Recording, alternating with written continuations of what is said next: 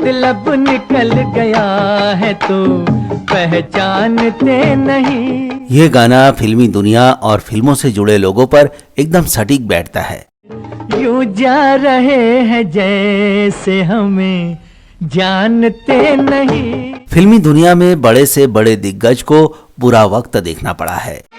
माना आज की रात है लंबी। जब इन सितारों पर बुरा वक्त आया तब उन्हें चिकने चुपड़े चेहरों, यारी दोस्ती और रंग बिरंगी रोशनी में चमकते चेहरों की काली हकीकत का एहसास हुआ। महान गायक रफी साहब को भी एक बार माया नगरी की इस हकीकत से सामना करना पड़ा था। नसीबी जो नहीं तो और क्या। वो निर्माता, निर्देशकों और कलाकारों से इतने निराश हो गए थे कि उनका खुद पर से भरोसा उठने लगा था। उन्होंने महेंद्र कपूर से ये पूछ लिया था कि क्या मैं वाकई इतना बुरा गाता हूँ। जिंदगी के मेले दुनिया में कम न होंगे, अफसोस हम न होंगे। क्या था ये मामला और रफी साहब ने दिल तोड़ने वाली ऐसी बात क्यों कही, यही दिखाएंगे हम आपको इस खास पेशकश में।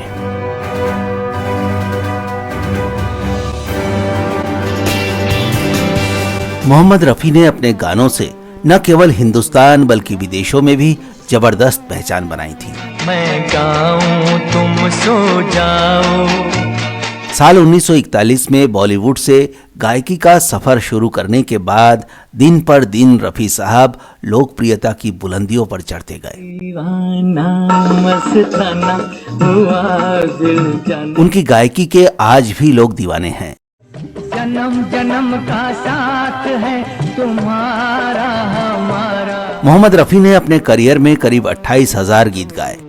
आपको दुनिया का बेहतरीन प्लेबैक सिंगर माना जाता है जो हर तरह के गाने गाते थे। सारे शहर में आप सा कोई नहीं। उन्होंने शास्त्रीय संगीत, देशभक्ति के गाने, दर्द भरे गीत, रोमांटिक गाने, डिस्को, गजलें और भजन भी खूब गाए।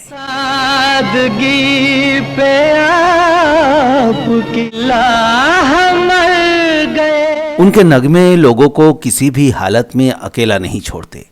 आजकल तेरे मेरे प्यार के चर्चे हर कहूँगा मैं तुझे, दिल तेरा दीवाना। नफरत की दुनिया को परदेसियों से न तुम खुदा की कसम दीवाने हैं, दीवानों को न घर।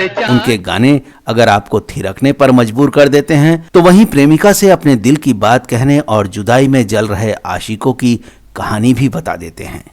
उनके गानों ने हम भारतीयों के मन में ऐसी जगह बनाई कि उनको पद्मश्री, राष्ट्रीय पुरस्कार और 6 बार फिल्म फेयर पुरस्कारों से सम्मानित किया गया। वो अपने जमाने के सभी टॉप के एक्टरों की आवाज बने। उनका कमाल ऐसा था कि वो जिस हीरो या एक्टर के लिए गाते, लगता था कि पर्दे पर मौजूद इसी कलाकार की आवाज है। तुमको हम पे प्यार आया। वो अभिनेता के व्यक्तित्व के अनुरूप अपनी आवाज को ढाल लेते थे। उन्होंने हिंदी फिल्मों के सभी बैकग्राउंड मेल फीमेल सिंगर्स के साथ जुगलबंदी की जो खूब लोकप्रिय हुई। इसी का नतीजा है कि रफी साहब एक छोटे से कालखंड के अलावा हमेशा गायकी के टॉप पर रहे। लेकिन जब उनका बुरा वक्त आया तो इतने महान गायक को भी अपने टैलेंट पर शक होने लगा था। इतना ही नहीं, वो सवाल तक करने लगे थे कि क्या मैं वाकई बुरा गाता हूँ। यह 1969 के बाद से 1974 तक का वक्त था। दरअसल 1971 में वो हज करने गए थे। वहां से आने के बाद एक मुफ्ती के बहकावे में आकर उन्होंने गाना छोड़ दिया। उस मुफ्ती ने रफी साहब से कहा था कि इस्लाम में गाना हराम है, इसलिए आप गाना बंद कर दीजिए। उनकी बात मानकर रफी साहब करीब 19 महीनों तक बिना गाए रहे।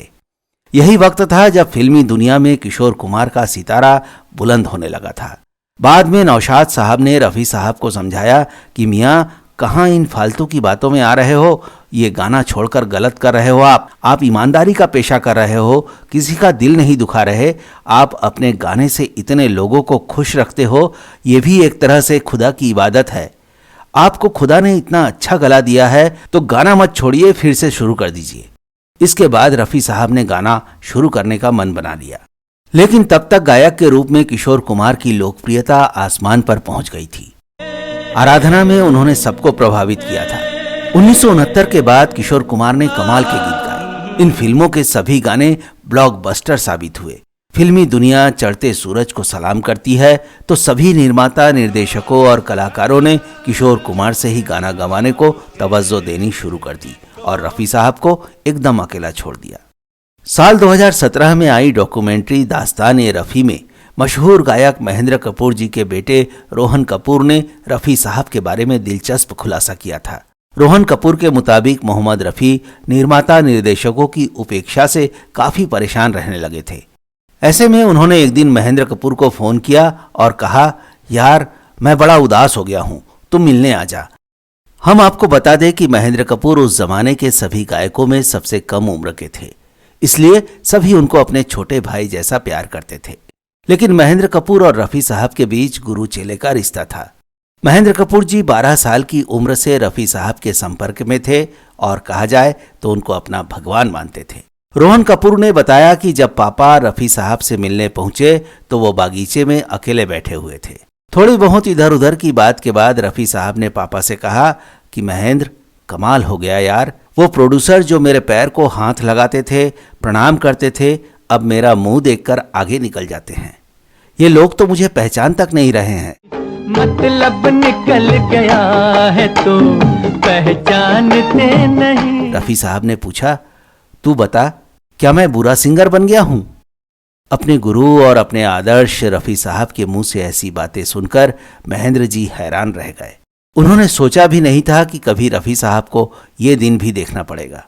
इसलिए रफी साहब को दिलासा देते हुए वो बोले, इसका मैं आपको क्या जवाब दूं रफी साहब, अगर वो आपके साथ ऐसा कर सकते हैं तो वो किसी के साथ भी ऐसा कर सकते हैं। इसमें अच्छा और बुरा होने की बात नहीं है, ये लोग ऐसे ही हैं। यही इन लोगों का असली चेहरा है जिनके साथ हमें डील करना पड़ता है। आप कोई फिक्र मत कीजिए, आपका वक्त ज्यादा दिनों तक खराब नहीं रह सकता। महेंद्र कपूर जी की बात एकदम सही साबित हुई। उस दौर में लक्ष्मीकांत प्यारेलाल जी ही एकमात्र ऐसे संगीतकार थे जो रफी साहब से तब भी गाने गवा रहे थे। 1969 से 1980 तक के इस दौर में उन्होंने रफी साहब से 264 गाने गवाए। यही वजह है कि रफी साहब ने अपने करियर में सबसे ज्यादा गीत लक्ष्मीकांत प्यारेलाल के लिए ही गाए। 1973 में लोफर फिल्म आई।